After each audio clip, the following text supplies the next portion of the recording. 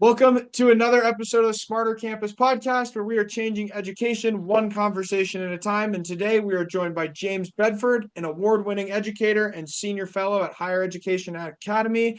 James has over a decade of experience in higher education, including as AI education specialist at UNSW College.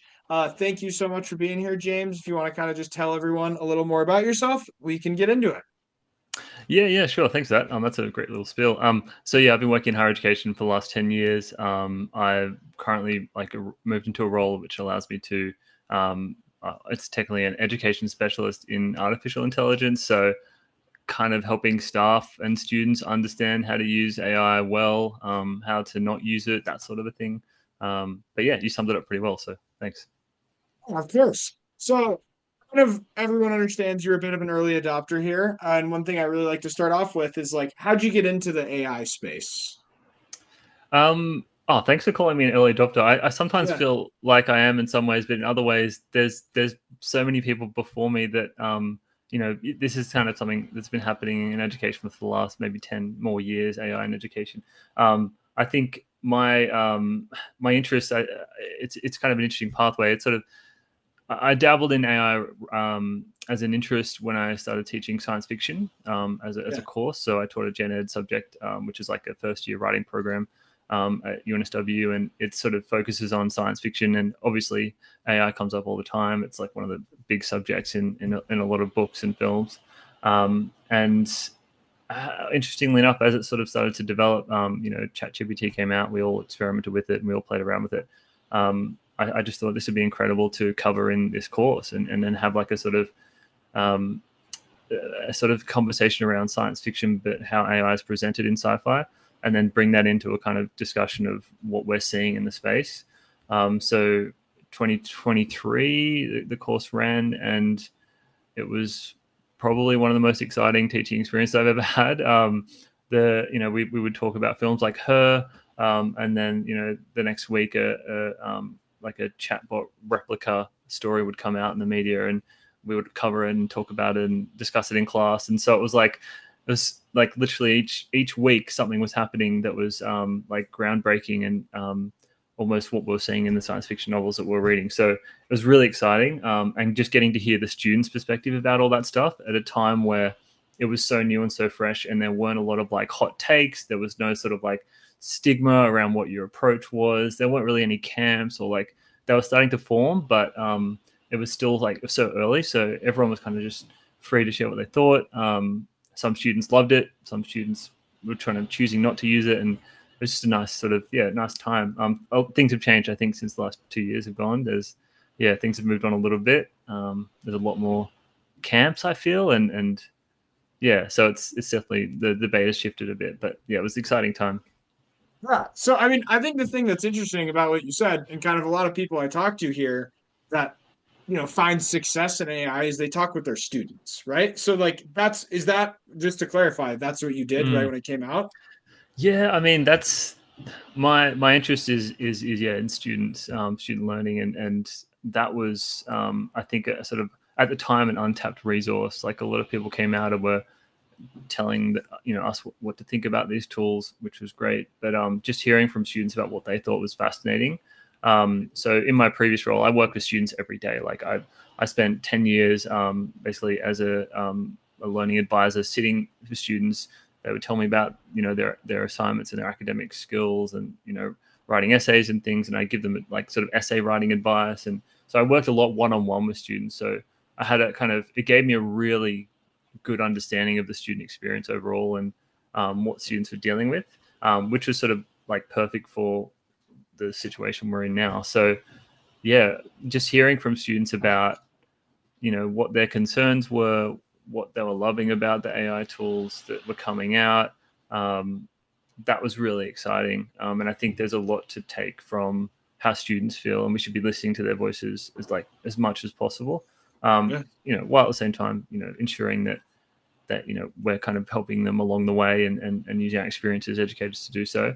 But there's so much we can gain from students. Like they're just all over it. Like some students are more ahead of it than a lot of teachers, and that's not to badmouth a lot of teachers. Teachers are obviously very brilliant, but there's definitely this sort of sense that students are out there using the tools and they might feel maybe ashamed for using the tools, or they might feel like they shouldn't be, or it's there's a big mix, I think, around how students like are using the tools and what they're doing with them. So Yeah.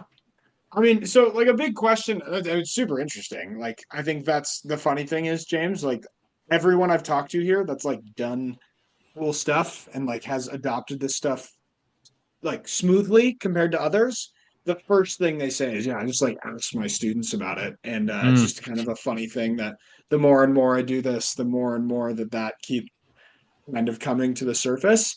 But like yeah, yeah. the big question I have is like, how do you see these AI tools enhancing the learning experience in like higher education? Yeah, that's sort of the big question. And there's a lot of like takes, I think, at the moment. And I'm all for like a good hot take. I'm all for speculation. I'm all for like thinking about the future and like a science fiction body here. So it's like I really enjoy thinking about what if scenarios and things. And I think they have a place, but the whole like does Gen AI enhance learning? It's sort of, I think it's still up for debate. I think there are definitely elements where it's sort of, it feels like it's enhancing learning, and I feel like I learn using like these tools in different ways, and I'm a I guess an AI advocate in many ways. But there's also a lot of like, what's the longer term like downsides later down the track.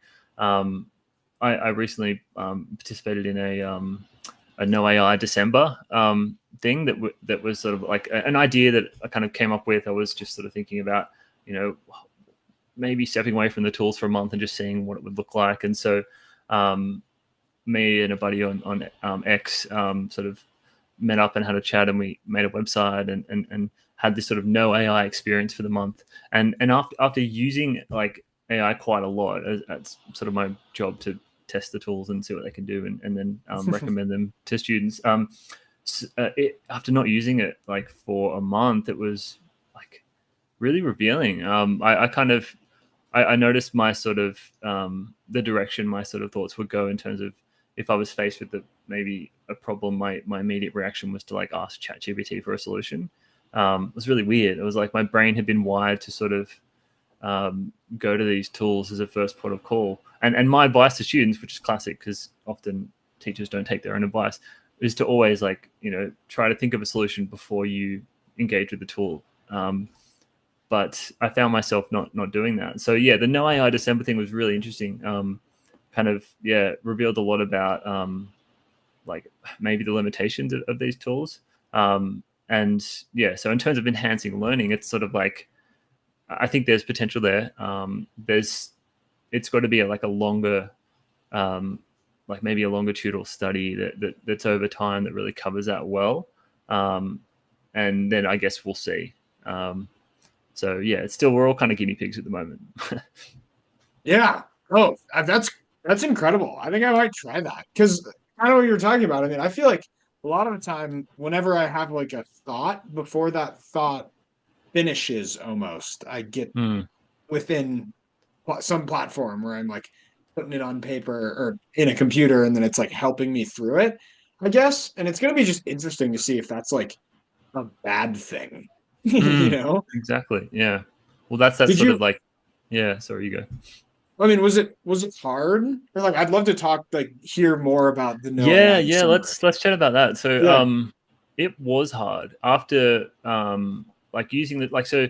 I guess in terms of how I was using the tools, it's just standard sort of like I mean, it's often hard to come up with examples of how I was using AI because I was using it so much. It was like things like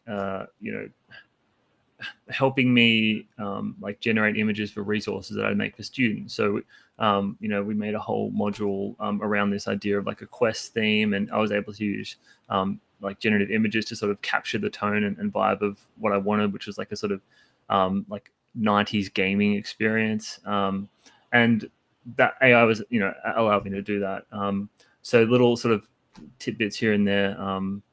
That I was sort of finding really useful. Notebook LM, fantastic. Like getting through readings. There's so many articles coming out every day about AI, and trying to stay on top of them is like a full time job. So using Yeah. that was fantastic, summarizing, articles and reading through them. So yeah, to take all that away, it was really tough. But it was I recommend other people do this. You don't have to do it in December. You can do it anytime, but just spend a month. If you've been using the tools a lot, just spend a month without them, and see where your sort of thoughts go. I got back into like handwriting, as in like taking notes like by hand, and that was quite interesting. The sort of slow methodical process of putting pen to paper and not having any kind of spell check pop up or a suggestion or any kind of technology. It was just, I guess, a pen and paper is technology, but it kind of took me back to that, just being alone with my thoughts. Yeah. Whereas now it's like there's so many tools that can kind of enhance that. Often you get sort of lost in all the noise. But yeah, that was one of my big things that I noticed, was definitely the kind of my brain wanting to ask ChatGPT for the solution rather than think of it myself. And I just thought that was quite revealing. And if that's happening to me, I mean, you mentioned I was an early adopter. I sort of don't feel like that in some ways, because it's only been like maybe the last 3 or so years that I've been really deep diving into these tools. But having used these tools regularly for that long, it's sort of, I wonder about the longer term effects then of for people that haven't started using the tools yet, and what it's going to look like 5, 6, 7, 10 years down the track, when students are using them every day. Like, Yeah. what's that I, going to look like? I mean, going down a little rabbit hole, I guess. Question I have now is Mm, like kind of what you mentioned, is that you found yourself asking ChatGPT for an answer. I saw mm. something on LinkedIn the other day about this. It's like, do you think this is going to make the herd like spread apart of people, or do you think it's going to make people like kind of all think the same, right? Yeah, that's an interesting one. That sort of like, yeah, that echo chamber effect, or Yeah. yeah, that's. I mean, I guess that's the sort of nature of these tools, right? They're aggregating a sort of average response based on whatever they've been trained on. So you're likely going to get like sort of cookie cutter, responses to prompts that you give that might be universal. And so that's kind of the challenge, is that it sort of then, yeah, shepherds people into the same sort of beliefs and ideas, which is really problematic for like a democratic society to function. But yeah, I mean, it's, maybe that'll change. I don't know. But yeah, I do encourage people to try it. It wasn't easy. I found myself like wanting to go back to the tools, and I would just think of oh, this would be so great for AI right now. Like I could just use AI for this, and but not being able to do that was like, yeah, it was challenging. And I wondered now, if doing that was like I was able to learn more in that experience, about the things that I was taking in for that month. So yeah, it's interesting. Would you say you learned how to use it better? I'm curious. Yeah, I think.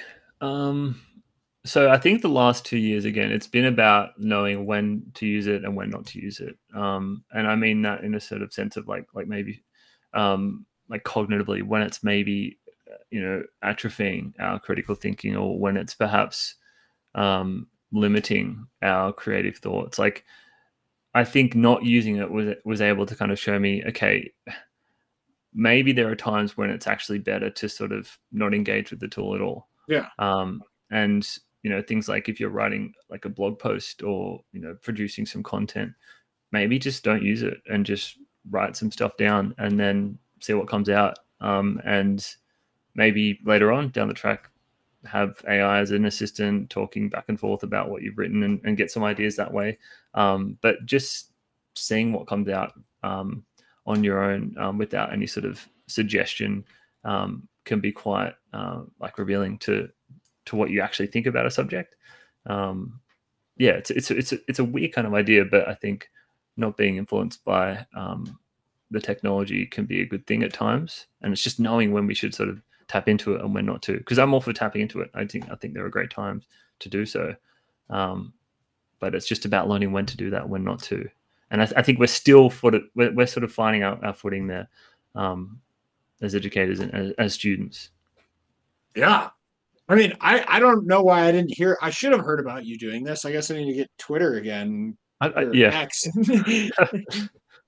I mean, it's yeah, like it's just. I feel like you. I think I'm gonna try it now. I mean, I work for an AI company, and I think it'd be it's really hard. interesting. Yeah. If it's your job, it's hard. For sure. I think I did cheat at one point. There was like a workshop I had to do, and I had to like, navigate ChatGPT. So it was like kind of using it. But I think yeah, it's great for people that use it regularly. If you don't use AI much, obviously it's not going to affect you that much. But if you're using it regularly, it's good to Yeah. have a go. I mean, so like one of the next questions I was going to ask you is like, how do you think we can help educators understand that kind of it is an important thing to learn for the workforce? But kind of like before that, Mm. like, do you think it is helpful for the workforce right now? Yeah, I mean, like, it's. I think it's a big thing to you can imagine like not teaching students about AI and then just sending them out into the world. Like that is a horrible idea. Um, and to me, I think it's important that we show them what AI looks like, what it can do, so that they're able to decide to use it or not, like for themselves. It's not about pushing the technology on anyone. It's not about forcing them to use it because of X, Y, and Z. I think it's about showing students like here's what it can do, here's what it can't do. Go for your life. What do you feel? What do you want to do with it?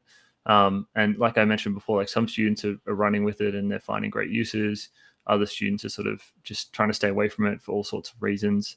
And it's just I guess it's up to the student at the end of the day or the individual as to whether or not to use it. But if we're sending them out into the workforce, like I mean, AI is not going anywhere.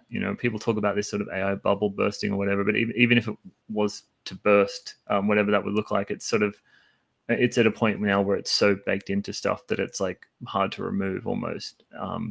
And my guess would be it's just going to get more and more prevalent. And we're going to be dealing with a lot of sort of AI stuff on the internet. I often tell my students that the internet is now essentially broken. We're at Internet 2.0 now, where it's sort of like we no longer have that sort of human generated internet that we once had. It's now it's going to be filtered with AI stuff. There was a wide article recently that spoke about this, the amount of LinkedIn posts that are essentially AI generated, which is difficult to tell. We can't really detect AI generated stuff, but you do kind of get that vibe on LinkedIn sometimes that it is. And so the internet is just going to be essentially full of AI stuff. And then what does that mean for how we engage with that material? So yeah, if you're not teaching students about AI and what it can do and what it looks like, I think you're limiting their potential to sort of operate in the workplace. Yeah. I mean, I think what you said, I mean, you really nailed it. I mean, I think it all aligns with the like no AI December and that like you just kind of got to know that it's not just like there's negatives to it, right? And Mm, it's like if you don't really take a step back, sometimes that can be bad. And I mm, think not very many people hear from people like yourself that are like, I mean, you work in this every day and you're like a huge advocate for it. And like I don't think people often don't have nothing but positive things to say, right? If mm. that makes sense. And I think that's a very important, I don't know, thought, Yeah, I guess, to have. yeah. And like so like the next question I have is like how do you feel about the big players in the game, really? Like ChatGPT, Claude, like Mm. just those huge large language model providers. Like how do you think they are going to affect the future of this stuff? Yeah, that it's a you kind of you mentioned this in one of the questions that you sent through. It's interesting, like the different models and what they're capable of. Um, I mean, I think it's fair to say we all sort of started out with ChatGPT. That was our first sort of Yeah. foray into it. And then other models popped up and we tried those. I've been jumping between models as my daily drivers for like the last 2 years. So it changes. And I often took notice of the chatbot arena, the leaderboard thing. You might be aware of that. There's like the Yeah. sort of the metrics that they use for sort of like essentially humans voting on responses that are blind tested and then it boosts the rankings. I don't quite know how those rankings work, to be honest. They're a bit confusing, but that you see that the models are changing in terms of their positioning of on that leaderboard all the time. So I started to sort of realize I don't know how reliable that is a sort of a kind of take on what the best models are, because having used like Claude quite a lot, which is probably my favorite AI tool at the moment. That seems to be much better than ChatGPT in terms of its output for things like writing and coming up with ideas. Um, yet it doesn't sort of, that's not reflected in the sort of those leaderboards. So I don't know about what it says about how they determine what the best models are, but in terms of like, yeah, big players, I mean, it's going to be interesting to see what Google does. Like Google's just sort of come out of nowhere, in a sense, because for a long time, like Bard, remember Bard that came out? That was their sort of first Yeah. title for the language model they came up with. It was sort of like pushed to the side fairly quickly, and people kind of Yeah. experimented with it, and then moved on. But now they sort of come out all of a sudden with like Gemini 2.0, and they've got like all these things like that are sort of really educational focused, and they seem to be doing a lot of good work in that space. I was using Google Studios recently and just doing some really cool stuff with their being able to share screen and basically talk to an AI bot to help like with doing stuff in Excel spreadsheet. And and I suck at Excel, so it was really good having like a step-by-step sort of like coach there to help me with things. But if you apply that to sort of using it in Premiere Pro or Photoshop or Moodle or whatever LMS you're using, like it's really quite a powerful tool. So I see, it's sort of like at the moment, it's like a rings of power situation. You've got all these different companies that have got different tools, and the potential for them is changing all the time. And we're sort of often speculating about what the next model is going to be. Still sort of waiting for ChatGPT kind of 5 in a way, and if that's possible. And it's constantly changing. But Google's really exciting me at the moment. So I really like the stuff that they're doing. But Yeah. yeah. I mean, it's just interesting. And like, there's so much under the hood that we don't hear about, is what I'm Mm. always like so interested. And like, the other thing is, I feel like all the AI models always like, you see something that's released that's just going to be the most insane thing ever, but then it's like not publicly available. And I think Google Mm. does a really good job of not doing that. Like, I feel Mm. like whenever Google talks about something, it's like, you can go use it and it works exactly the way you have. But I mean, it's just, a crazy time to be alive is Totally. kind of what I always say. It's like you have Yeah, no. it does feel like that. The amount of tools that are coming out, like it's a daily thing. And yeah, I mean, I've got a list of like resources that AI tools that have come out, and it's there's like over 900 different AI tools in there. And there could be many more. They're just the ones that we've managed to sort of put together. But it's really difficult trying to keep on top of it. I often use this analogy of like, when you step into like a service station or a supermarket and you see all the sort of drinks that are available. Because often people are like, what tool should I use? Like, what AI tool do you recommend? And often it's just like, go and look at and see what's available and see what what you take a fancy to. Like what in that smorgasbord of AI tools, like you might stumble across some niche little thing that no one's stumbled upon before, and you find it really useful and it becomes your go-to. Others might just be drinking Coke all the time and Pepsi and the main ones, and dealing with those. But it's I often just recommend people just go and just try some tools that are out there and see what they can do. That's the best place to start. Yeah, I mean, time went by so fast. One like a Mm. question I have, you kind of just answered it, but like, what advice do you have for someone that is kind of because there's a lot of scarcity around this. People are nervous to kind Mm. of jump in. Like, what do you have? What advice do you have someone like? Should I use AI, and if so, how should I go about doing it? Yeah, that's a really good question. Like it's tough. Like if I mean, I think you should try it. I think you should experiment with it. I think what happened is a lot of people um like started playing around with ChatGPT early on and quickly saw its limitations and then jumped off ship. Right, they sort of left the arena. But it's come so far since then.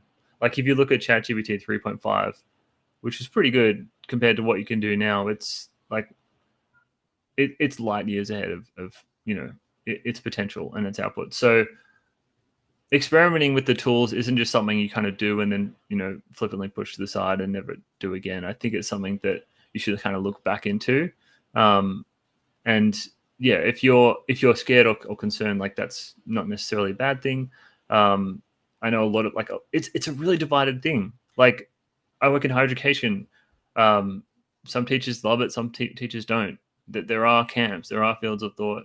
And for the ones that I'm always interested in hearing from the ones that are like really against it, because I think they have a lot to offer and a lot to discuss, and we can benefit from that. I'm interested about meeting in the middle somehow, and I'd be interested in people that are opposed to using it to just seeing what the tools can do and just trying them. Like that's all we can do. Like what Ethan Mollick would often say, like get your 5 hours in, like test it for 5 hours, see what it can do, and then go from there.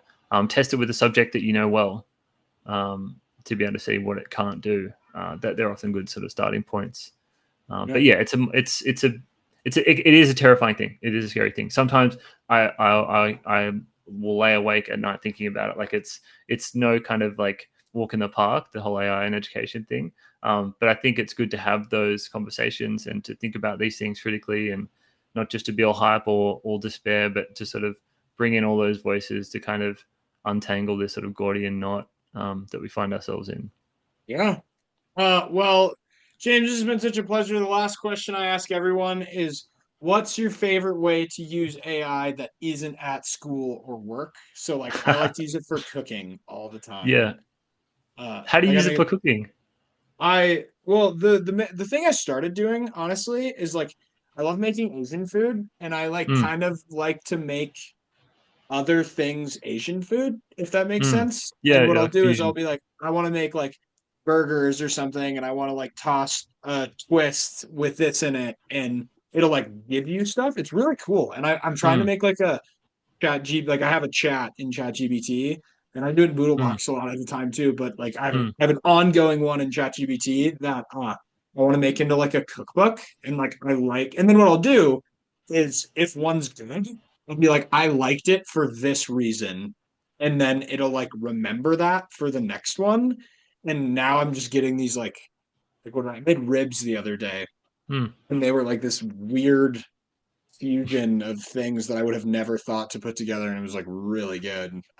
So that's how I That's do it. that's awesome. I love that you do that because I often use ChatGPT for recipes. This isn't my answer, but the like how you go to Google and you search a recipe and there's like all the ads and you got to scroll through stuff and like it's just a nightmare. And then you get to the bottom of the page and then there's like a short story about the person who came up with the recipe in their life, and then you finally get to the ingredients. Whereas ChatGPT just sort of gives you the recipe; it gives Yep. you it instantly. So, but yeah, my little kind of niche outside of work thing I do, I think I've told other people this before. But if you have a ChatGPT subscription and you have access to ChatGPT search, great for finding coupon codes. So if you type in, I've used it like for subscriptions to things, I've used it for restaurants, online shopping. It goes out. I shouldn't almost. I don't know if I should be saying this because maybe they'll sort of find a way to pull it off. That's But if you search, try it. If you search like coupon codes for X, Y, and Z, yeah, it'll often pull them up. Not always, like it's not 100%, but it's much better than like searching on Google for, yeah, like coupon codes. So that's my little niche outside of work that's trick. awesome. I'm gonna Yeah, use give it a go. that. That's Yeah, super funny. yeah. Uh, wow, that's so awesome. So like Mm. you just look up like you just look up like Nike You, discount code. Can you yeah, find me yeah, yeah. Nike discount Coupon code? code. Make sure search. Obviously, click search because then it's looking at the internet. So it's just looking at its training database. But yeah, if it's connected to the internet, yeah, it's so what I found is like usually the first one will work. I'd say maybe 75% of the time, and then there'll be like maybe two or three others that are just like hallucinations, basically, or maybe they've expired. I don't know. It's one of the Oh, two. it's so okay. I know I probably should wrap this up soon, but that's such an interesting thing because I think that shines a light onto like such a weird concept that like if you use this stuff for weird things, you can Mm. like uncover lots of Yeah, yeah, stuff, yeah. right? Like, and I think you just people that like I've never heard of that before. I have never heard Mm. on any social media anyone doing that, and it's like that Mm. probably works really, really well. And we're in Well, this this like is the weird. thing You go. that we're finding out. Like we are all guinea pigs. OpenAI had no idea ChatGPT was going to be successful. That's why they named it ChatGPT. Like it's not really the most marketable name. They sort of released it into the wild and it took off. And we're testing it. We're often the we are the product. We're the ones making the sense of these tools and what they can do. coupon codes just happen to be a thing you could do. There's probably other things you can do which are yet to be discovered, which is why it's really exciting to play around with the tool and see what happens. But yeah, there's so many use cases. It'll be interesting to see where we are in 5 years. Like, I wish I could just get in a time capsule and just, yeah, look at that that world. But yeah. I mean, to wrap everything up, like what you said at the beginning, it's that you're like, the internet's changing, right? And we're in that Mm, like weird in between of like the mm, new internet and still old internet. And like, I feel like, you know what I mean? There's gotta be people out there that are just like benefiting somehow a ton by just kind of doing little things like the coupon code, but you know, obviously on different levels. But like, mm. yeah, that's so interesting. That like really got me thinking. The coupon code. But I'm gonna wrap it up. James, thank you so much for being here. This is one of my favorite talks I've had in and out of the podcast. This is super Oh, intriguing. Yeah, thank you. I really appreciate it. And I'm gonna sign off.